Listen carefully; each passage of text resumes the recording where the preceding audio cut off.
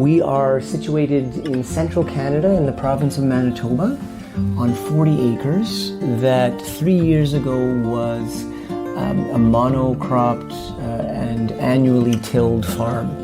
So since we have been here, we've had a chance to put down a cover crop, which is now a hay mix for cattle that graze the land.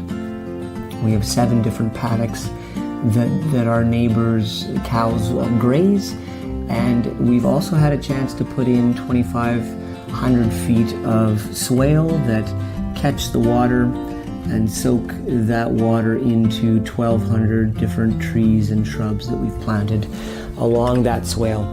So even in very dry years, we've not had to irrigate those trees and shrubs. We've got plans to put in ponds and more swales. The provincial government is saying they'll likely fund this project, and we're glad to be able to connect with our wider community.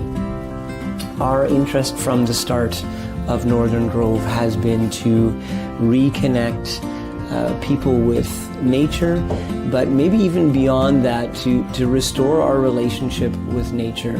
And this has been a vision that has connected and inspired others around us, which simply just inspires us to continue in the same direction.